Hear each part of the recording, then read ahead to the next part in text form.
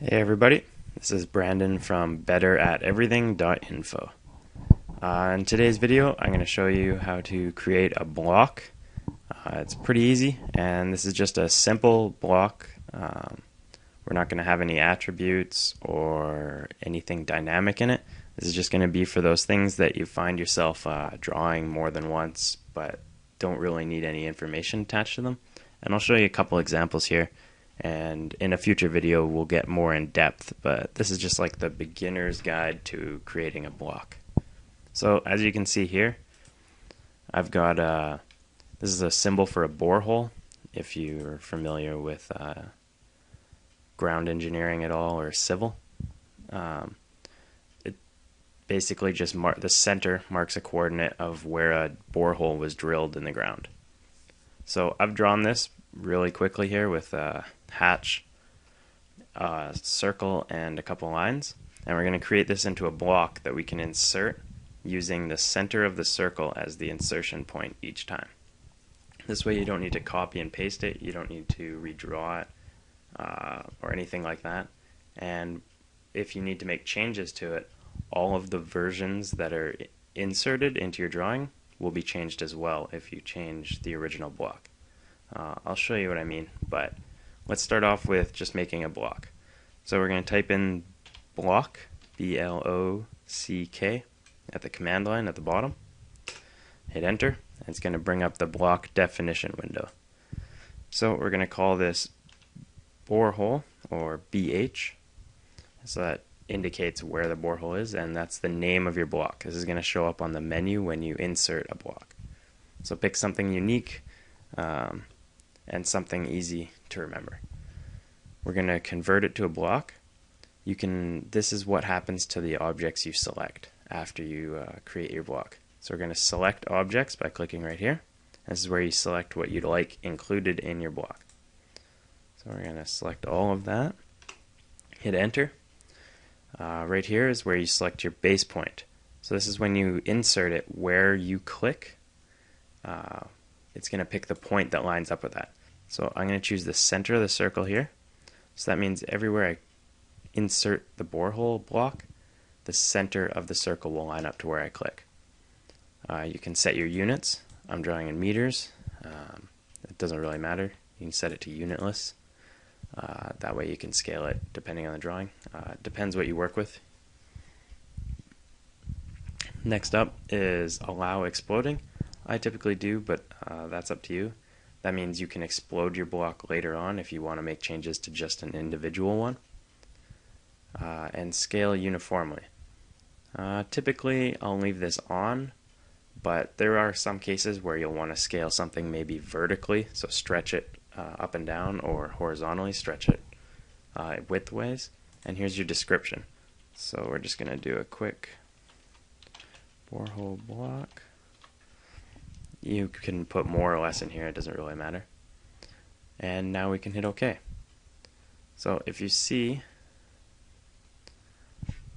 type regen here,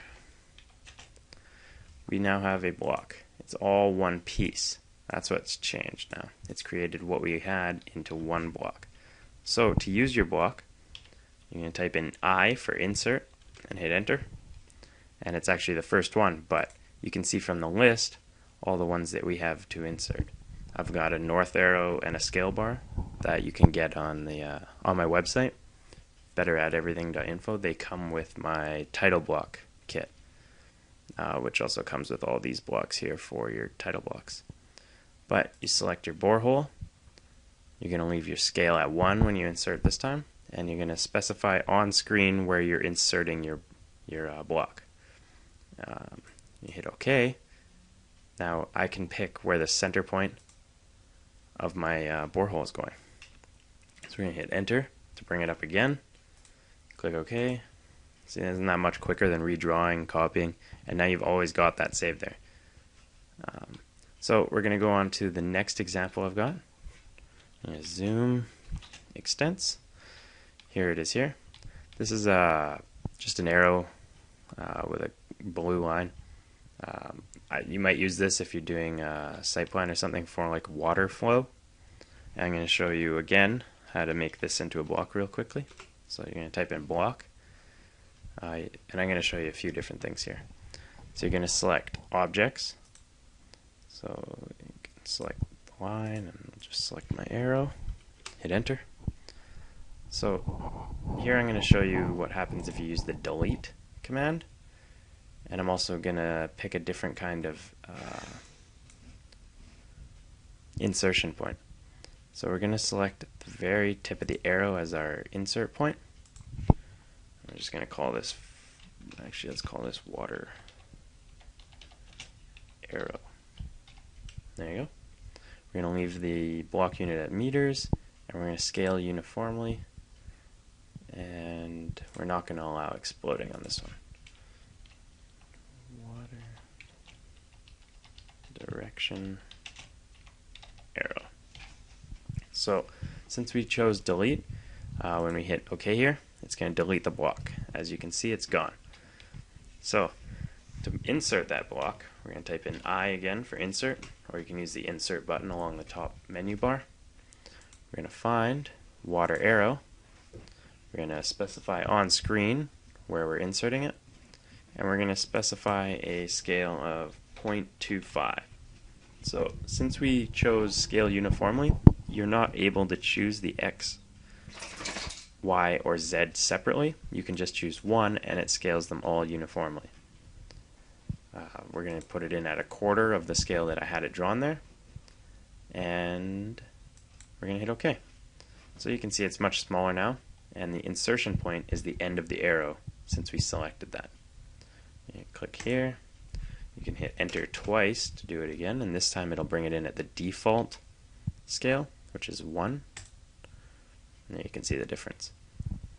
Hopefully you've got a better understanding of blocks. Oh, one last thing is if you'd like to, let's go back to our borehole here.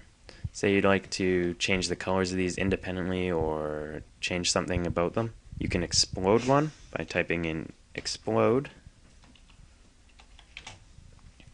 selecting your block, and hitting enter.